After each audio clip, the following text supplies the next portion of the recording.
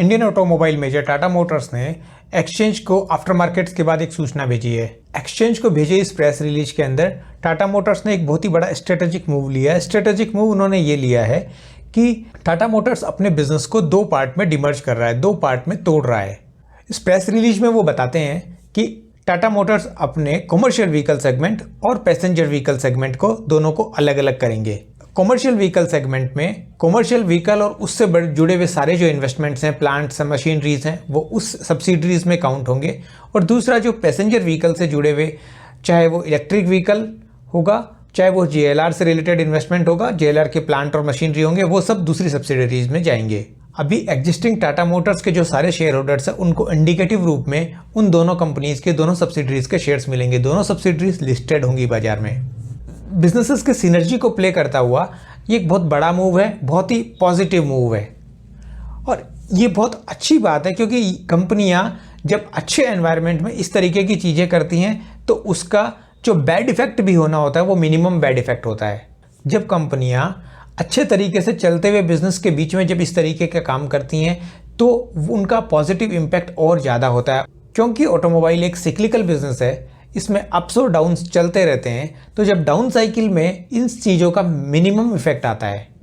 क्योंकि commercial vehicle की जो साइकिल्स हैं, जो इन्वेस्टमेंट की साइकिल हैं और जो उस बिज़नेस के अप्स और डाउन्स हैं, वो पैसेंजर व्हीकल से बिल्कुल अलग हैं। अपनी प्रेस रिलीज में वो आगे बताते हैं कि this demerger is a logical progression of subsidisation of electric and passenger vehicle business done in earlier 2022। Basically ये ऐसा बोल रहे हैं कि 2022 में इन्होंने पैसेंजर व्हीकल के भी दो सेगमेंट कर दिए थे, इलेक्ट्रिक व्हीकल और पैसेंजर व्हीकल को। इलेक्ट्रिक व्हीकल सेगमेंट में लगभग $1 बिलियन के आसपास का दूसरा इन्वेस्टमेंट भी लेके आए थे। तो ये जो डिमर्जर है, ये उसी डिमर्जर का, उसी जो सब्सिडरी उन्होंने क्रिएट की थी इलेक्ट्रिक व्हीकल की, उसी का एक प्रोग्रेस है, नेचुरल प्रोग्रेस है। Company further says there is less synergies between commercial vehicle segment and passenger vehicle segment. जैसा कि हमने ये अभी बात की, क्योंकि कॉमर्शियल व्हीकल के साइकिल्स जो हैं वो पैसेंजर व्हीकल से बिल्कुल अलग हैं, इसलिए जब ये सब्सिडरी छोटी होती हैं तब इनको एक कंपनी के नीचे रखना अच्छा होता है। लेकिन जब ये कंपनियां बड़ी हो जाती हैं तो ये एक दूसरे का प्रॉफिट लॉस एडजस्ट करती रहती हैं। अब बेसिकली कॉमर्शियल व्हीकल सेगमेंट में इनका जो दूसरा प्लेयर है अशोका लेलैंड, बेसिकली कंपनी का सीधा जो कंपटीशन होगा वो उसी ग्रुप से होगा। और पैसेंजर व्हीकल सेगमेंट में इनका दूसरी जो पैसेंजर व्हीकल की कंपनियां हैं, इंडियन कंपनियां, जैसे महिंद्रा एंड महिंद्रा होगी, TVS मोटर होगी, इनसे होगा। मैं पर्सनली फील करता हूं कि कंपनी का ये जो मूव है ये एक कंपनी की लॉन्ग टर्म प्लानिंग और स्ट्रेटजी का हिस्सा है। क्योंकि जैसे जिस हिसाब से इन्होंने सबसे पहले इलेक्ट्रिक व्हीकल बिजनेस फ्लोट किया, इंडिया में महिंद्रा एंड महिंद्रा के साथ पैसेंजर गाड़ियों में इलेक्ट्रिक व्हीकल लाने की शुरुआत की थी, लेकिन महिंद्रा एंड महिंद्रा इस दौर में, इस कंपटीशन में काफ़ी पीछे छूट गया। लेकिन टाटा मोटर्स क्लियरली विनर है, इनके पास में जो फ्लीट है इलेक्ट्रिक व्हीकल्स का वो सबसे ज़्यादा है। दूसरा, इन्होंने उस बिज़नेस को सब लिस्ट कराने के लिहाज से पहले से प्लानिंग करी कि टाटा मोटर और टाटा मोटर DVR का जो इन्होंने आपस में मर्जर किया, जो मर्जर आगे कंप्लीट हो जाएगा, वो भी इनकी इसी लॉन्ग टर्म प्लानिंग और स्ट्रेटजी का हिस्सा है। अभी ये इन्होंने पैसेंजर और कॉमर्शियल व्हीकल सेगमेंट को जो डीमर्जर कर रहे हैं, ये भी इनका इसी का हिस्सा है। अभी एक लॉन्ग अवेटेड जो डीमर्जर है वो बाकी है, वो है JLR का demerger. Because passenger vehicle segment में भी टाटा मोटर्स इंडिया में लग्जरी गाड़ियां ऑन नहीं करती। वैसे भी JLR सिर्फ लग्जरी गाड़ियां बनाती हैं और लग्जरी गाड़ियों की डिज़ाइन, मार्केटिंग और उनके अंदर प्रोडक्शन के अंदर हैं।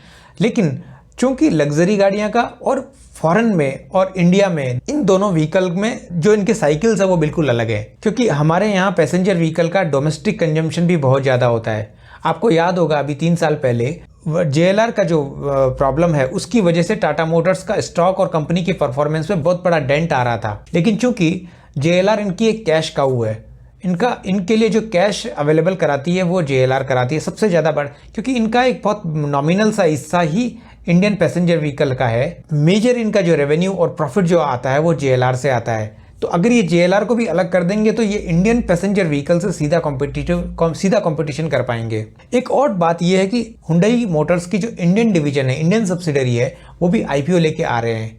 तो उनके भी कुछ एक्सपेंशन के जो प्लान है, उस कंपटीशन को काउंटर करते हुए भी कंपनी पहले से अपनी प्लानिंग कर रही है। चलते चलते हम टाटा मोटर के टेक्निकल स्ट्रक्चर पे भी एक बार बात कर लेते हैं। टाटा मोटर्स अभी अनचार्टेड टेरिटरी में चल रहा है। इसका पहला सपोर्ट 960, 62, 63 की रेंज के अंदर है। दूसरा सपोर्ट 941 रुपए के आसपास आता है। इमीडिएट ये 2 सपोर्ट हैं, क्योंकि स्टॉक का लॉन्ग टर्म ट्रेंड अभी अप चल रहा है और बहुत ही पॉजिटिव न्यूज़ भी है कंपनी के लिए।